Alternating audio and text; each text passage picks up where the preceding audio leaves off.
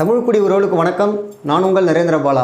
எல்லாரும் ஆவலோட எதிர்பார்த்துக்கிட்டு இருந்த நம்ம நாட்டுக்கு மிக முக்கியமான மக்கள் நலனுக்கான நாடாளுமன்ற தேர்தல் தேதி அறிவிச்சிட்டாங்கங்க. ஏப்ரல் 19, 2024 வெள்ளிக்கிழமை அன்று வாக்குப்பதிவும், ஜூன் 4, 2024 செவ்வாய்க்கிழமை அன்னைக்கு வாக்கு எண்ணிக்கையும் நடைபெறும் அப்படின்னு அறிவிச்சிருக்காங்க. அது சமயம் இன்னும் தமிழகத்தில் பல கட்சிகள் கூட்டணி அமைக்காமல் இருக்காங்க. சில கட்சிகள் தங்களோட கூட்டணியை வெளிப்படுத்திட்டாங்க. அப்படி இருக்க பட்சத்தில் இன்னும் அதிமுக, பாமக, பாஜக இந்த 3 கட்சிகள் தங்களோட கூட்டணி விவரத்தை வெளியிடாமல் இருக்காங்க. இது பெரும் ஆவலாக எதிர்பார்ப்பா. அதுவும் பாட்டாளி மக்கள் கட்சி யாரோட கூட்டணிக்கு போகுது, பாட்டாளி மக்கள் கட்சி யாரோட கூட்டணி போகுதோ அந்த கூட்டணி தான் பலமாக இருக்கும். அது பாஜகவோ அதிமுகவோ அப்படிங்கிற வகையில் தான் பாட்டாளி மக்கள் கட்சியை தான் செய்தி விவாதங்கள், யூடியூபர்ஸ் விவாதங்கள் எல்லாமே போயிட்டுருக்கு. இன்றைக்கி பாட்டாளி மக்கள் கட்சியை தவறாக சித்தரிக்கிறதுக்குனே ஒரு கூட்டம் முன்னெடுத்து பல செய்திகளை தவறாக பரப்பிக்கிட்டு இருக்கு. அது என்னென்னு பார்த்தீங்கன்னா, இன்றைக்கி பாட்டாளி மக்கள் கட்சி யாரோட கூட்டணி வைக்கும், பாஜக கூட வச்சா நல்லா இருக்காது, அதிமுக கூட வச்சா நல்லா இருக்கும் அப்படின்னு ஒரு பாட்டாளி மக்கள் கட்சியினரே பேசிக்கிற போல் ஒரு காணொளி ஒன்று அது தத்துரூபமாக தயாரித்து அதில் யதார்த்தம் கிடையாது.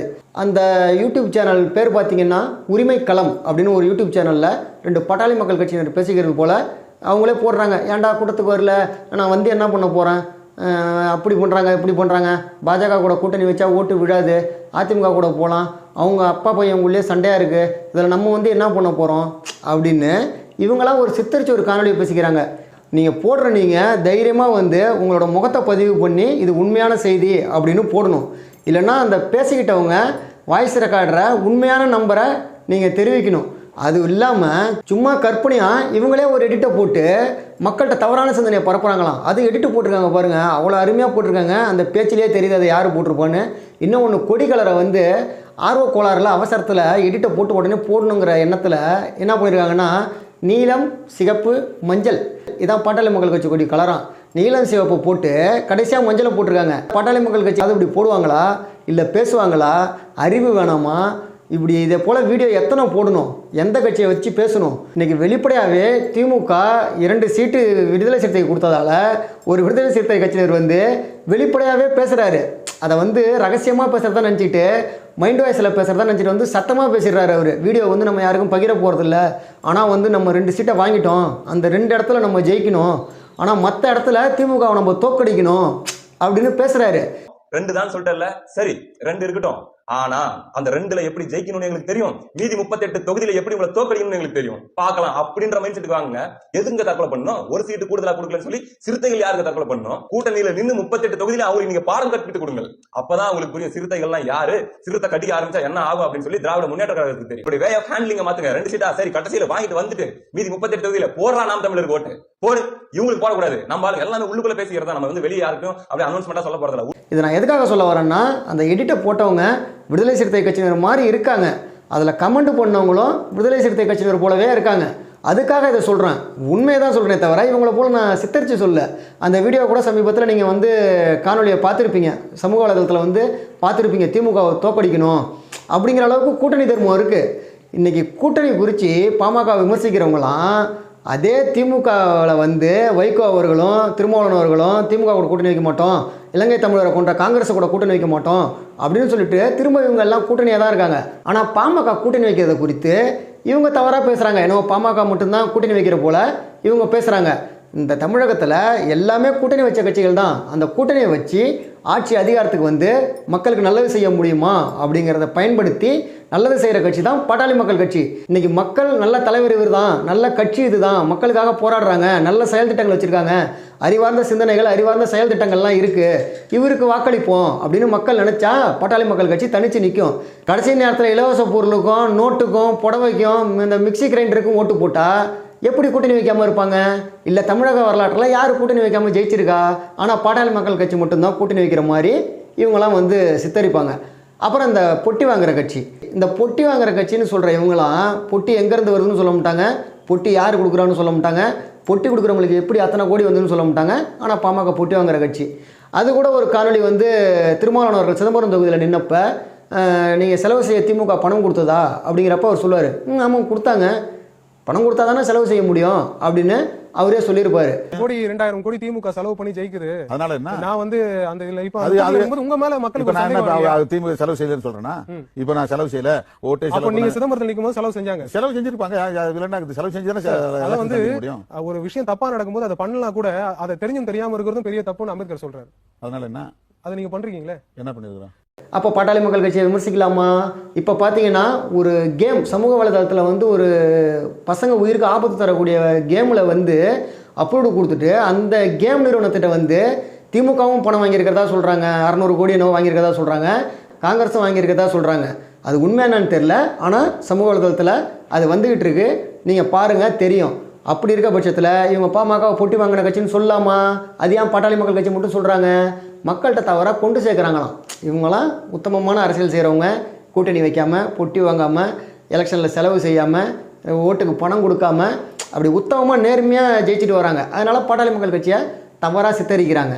இன்றைக்கி பாட்டாளி மக்கள் கட்சி தங்கள் கூட்டணி, தங்களுக்கான தொகுதி பங்கீடும், எந்த கூட்டணி வச்சா எதில் நம்ம ஜெயிச்சு ஆளுமையாக வந்து அது மூலயமா அந்த மக்களுக்கு நல்லது செய்யலாம் அப்படிங்கிற சிந்தனையில் தான் ஐயாவும் மருத்துவர் அன்புமணி ராமதாஸ் அவர்களும் மற்ற கட்சியினரும் பேச்சுவார்த்தை நடத்திட்டு இருக்காங்க. அதை ஒரு ஊடகவியலாளருங்கிற பேரில் இந்த சவுக்கு சங்கர் இருக்கார் பாருங்க, அவர் எப்போவுமே பாமக மேலே வன்மம் பிடிச்சவர் தான். நம்ம நேர்மையான ஊடகவியலாளர் மாரி அவர் வந்து பாமக மேலே வன்மம் பிடிச்சி போய் அவரும் மக்கள்கிட்ட தவறான கருத்தை கொண்டு போய் சேர்க்கிற ஒரு தோழமையாளர் தான் இவர். அவன் மற்றவங்கள போல பாமக கட்சி அதிமுகவுடன் பேச்சுவார்த்தை நடத்திவிட்டு பாஜகவுக்கு பல்ட்டி அடித்தது, அதனால் இன்று அவசர கூட்டம் நடக்குதுன்னு அவர் சேனலில் பப்ளிசிட்டி நியூஸ் கார்டு ஒன்று போட்டிருக்காரு.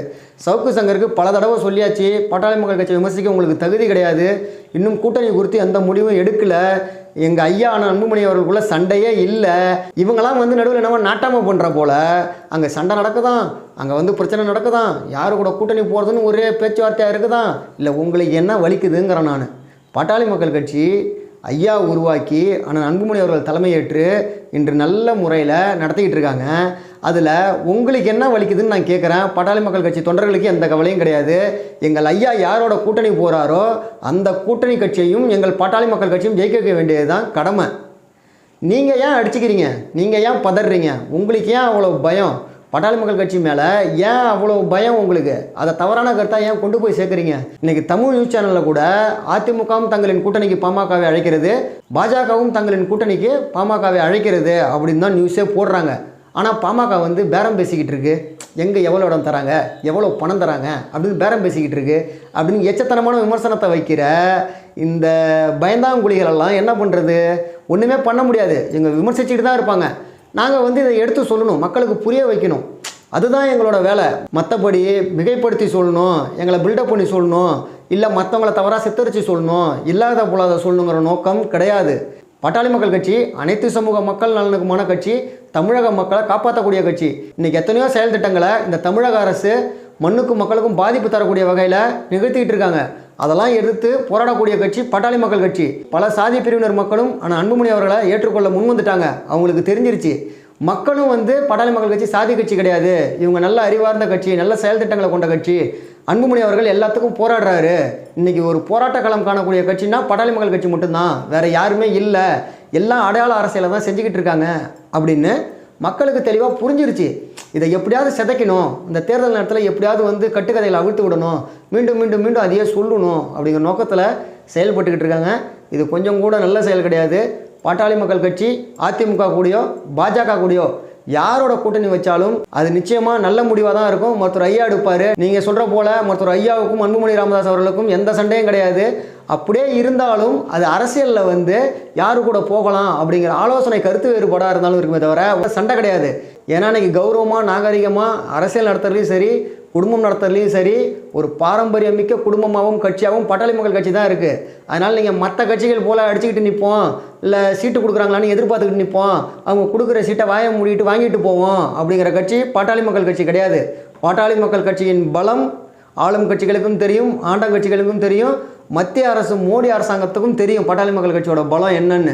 இன்றைக்கி மருத்துவர் ஐயா அவர்கள் எந்த அரசியல் பதவிக்கும் வராமலே மக்களுக்கான பல நல்ல செயல்களை செஞ்சுருக்காரு. சமூக நீதி காப்பாற்றிருக்காரு, 6 ஜாதிகளுக்கு இடஒதுக்கீடு பெற்று கொடுத்துருக்காரு, போராட்ட காலம் கண்டு இன்று வரை மக்களுக்கு போராடிக்கிட்டு இருக்காரு. தமிழக அரசுக்கு வந்து ஒரு நல்ல ஆலோசனை தரக்கூடிய அறிக்கைகளையும் சரி, எதிர்ப்பு தெரிவிக்கக்கூடிய அறிக்கைகளையும் சரி, இல்லை மக்களுக்கு மண்ணுக்கு பாதிப்பு வரும்போது கண்டன அறிக்கைகளையும் சரி, அதுக்கான போராட்டங்களையும் சரி முன்னெடுத்து மருத்துவர் ஐயா அன்புமணி ராமதாஸ் அவர்கள் தான் நிகழ்த்திட்டு வராங்க. அதன் வழியில் வந்த எம்எல்ஏக்களும் சரி, எம்பிகளும் சரி, அவங்க இருந்த பதவி காலத்தில் அண்ணன் அன்புமணி அவர்கள் சுகாதாரத்துறை அமைச்சராக இருந்தப்பவும் சரி, மக்களுக்கான பல நல்ல செயல் திட்டங்களை இன்று வரை அழிக்க முடியாமல் காலமாக இறுதி வரை மக்கள் பயனடையும் வகையில் பல நல்ல செயல் திட்டங்களை செஞ்சுருக்காங்க. இதெல்லாம் மக்கள் உணரணும். இன்றைக்கி நிறைய இலங்கை தமிழர் படுகொலைக்கு பேசுகிறாங்க, அரசு அதிகாரிகளோட ஊதிய உயர்வுக்கு பேசுகிறாங்க, காவல்துறையினர், ஆசிரியர், போக்குவரத்து துறை, இப்படி எல்லாருக்குமே அவங்களுக்கு உண்டான ஊதிய உயர்வு, அவங்களுக்கு உண்டான பணி உயர்வு எல்லாத்தையுமே பாட்டாளி மக்கள் கட்சி பேசிக்கிட்டு இருக்காங்க. அடித்தட்டு மக்கள்ல இருந்து அரசு அதிகாரிகள் வரை பாட்டாளி மக்கள் கட்சி தான் அவங்களுக்கான பாதுகாப்பாக செயல்பட்டுக்கிட்டு இருக்கு. முற்றிலும் இந்த தமிழக மாநிலம் மதுவாலையும் போதைப் பொருளாலையும் பல இன்னல்களை அனுபவிச்சுக்கிட்டு வராங்க. மக்கள் பல உயிர்களை இழந்துக்கிட்டு வராங்க, பல கொடுமைகள் நேர்ந்துக்கிட்டு இருக்கு. இதுக்கெல்லாம் காரணம் இந்த போதை தான். அதை ஒழிக்கணும் அப்படின்னு பாடுபட்டுட்டு வரதும் பாட்டாளி மக்கள் கட்சி தான். இதெல்லாம் மக்கள் உணர்ந்து வருகின்ற நாடாளுமன்ற தேர்தலில் நல்ல அரசியல் தலைவரை தேர்ந்தெடுங்க. மக்கள் நலனுக்கான, மக்கள் நல்லா இருக்கக்கூடிய செயல் திட்டங்களை யார் செய்கிறா அப்படின்னு தேர்ந்தெடுங்க. இலவசங்களுக்கும் பணத்தை வாங்கிக்கிட்டோம் ஓட்டு போடாதீங்க. இத்தனை ஆண்டு காலமாக மக்கள் வாழ்வியல் முறை மாறி இருக்கா, வளர்ச்சி ஏற்பட்டிருக்கா அப்படின்னு சிந்திச்சு வருகின்ற நாடாளுமன்ற தேர்தலில் பாட்டாளி மக்கள் கட்சிக்கு நீங்கள் வாக்களிக்கணும். நல்ல தலைவர் அன்புமணி ராமதாஸ் அவர்கள் அவர் சாதிய கட்சியாக, சாதிய தலைவராக சித்தரிக்கிறாங்க. ஏங்க, இன்றைக்கி மு க ஸ்டாலின் அவர்கள் இசைவாளர் சாதியை சார்ந்தவர், எடப்பாடியார் அவர்கள் கவுண்டர் சாதியை சார்ந்தவர், ஜெயலலிதா அம்மா அவர்கள் ஐயர் சாதியை சார்ந்தவங்க, காமராஜர் நாடார் சாதியை சார்ந்தவர். இப்படி எல்லாருமே நாட்டை ஆண்ட எல்லாருமே ஒரு சாதியை சார்ந்தவங்க தான். அவங்களாம் இந்த மக்களுக்கு நல்லது செய்யும்போது பாட்டாளி மக்கள் கட்சி தலைவர் வன்னியர் என்பதால் இந்த மக்களுக்கு நல்லது செய்ய மாட்டாரா? இந்த வன்னியர் இனத்துக்கு ஆள தெரியாதா? வன்னியர்னா நாட்டை ஆளக்கூடாதா? வன்னியர்னா சாதி வெறியராக அவங்க சித்தரிச்சா அதை நீங்கள் நம்புவீங்களா? இன்றைக்கி அவங்களாம் தான் சாதி வெறியாக இருந்துக்கிட்டு சமூக நீதி காப்பாற்றாமல் கடவுள் இல்லை, சாதி இல்லை அப்படின்னு ஒரு போலி புரட்சியை உண்டு பண்ணிக்கிட்டு மக்கள் மத்தியில் விஷமத்தை விதைச்சி அரசியல் பண்ணிக்கிட்டு இருக்காங்க. அப்படிப்பட்ட அரசியல் பாட்டாளி மக்கள் கட்சி இது கிடையாது. அவங்கவுங்க மதத்தை அவங்கவுங்க பின்பற்றட்டும், அவங்கவுங்க கொள்கையை அவங்கவுங்க பின்பற்றட்டும், அவங்கவுங்க சாதிய பாகுபாட்டில் அவங்கவுங்க வாழ்ந்து சகோதரத்துவமாக இருங்க, சாதி சண்டைகள் இல்லாமல் மனிதநேயத்தோடு இருங்க. அதை தான் பாட்டாளி மக்கள் கட்சி சொல்கிறாங்க. சாதி சண்டைவோ மத சண்டைவோ தூண்டி விடல. அதெல்லாம் தூண்டி விடுறவங்க தான் தங்களை சாதி மறுப்பு போராளிகள், மத மறுப்பு போராளிகள், நாங்கள் சமத்துவவாதிகள் அப்படின்னு சொல்லிக்கிறாங்க. அதெல்லாம் நீங்கள் புரிஞ்சுக்கிங்க. அன்புமணி ராமதாஸ் அவர்களுக்கு நன்றாகவே ஆள தெரியும். இன்றைக்கி அந்த ஆட்சியை எப்படி அமைக்கணும், மக்களை எப்படி பாதுகாக்கணும், விவசாயம் எப்படி பாதுகாக்கணும், மண்ணை எப்படி பாதுகாக்கணும், நீர்நிலைகள் எப்படி பாதுகாக்கணும் அப்படின்னு ஒரு அறிவார்ந்த செயல் திட்டமும் அந்த செயல்பாடும் கொண்டவர் தான் மருத்துவர் அன்புமணி ராமதாஸ் அவர்கள். அதெல்லாம் மக்கள் உணர்ந்து நீங்கள் ஒரு முறை வாய்ப்பளிக்கணும். அனைத்து மக்களோட வாழ்க்கை தரத்தையும் நிச்சயம் முன்னேற்றுவார். நீங்கள் தர மாற்றம் தமிழகத்துக்கும் மக்களுக்கும் நல்ல முன்னேற்றமாக அமையும். யாரும் வாக்களிக்காமல் இருக்காதீங்க. வாக்களிக்கிறது உங்களோட கடமை, உங்களோட உரிமை. தயவு செஞ்சு ஒரு நல்ல தலைவரை தேர்ந்தெடுங்க. யாரும் வாக்களிக்காமல் இருக்காதீங்க.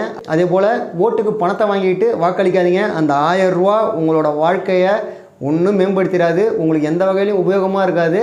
அதை திரும்ப உங்கள்கிட்ட எப்படி கொள்ளையடிக்கணுமோ அவங்க கொள்ளையடிச்சுப்பாங்க. அதனால் சிந்திச்சு பார்த்து நீங்கள் எல்லோரும் ஒரு நல்ல தலைவரை தேர்ந்தெடுக்கணும் அப்படின்னு கேட்டுக்கிறேன். வருகின்ற நாடாளுமன்ற தேர்தலில் வாக்களிக்க யாரும் தவறாதீங்க. வாக்களித்து நல்ல தலைவரை தேர்ந்தெடுப்போம். சாதி மத பேதமின்றி நல்லதே நினைப்போம், நல்லதே செய்வோம். நன்றி.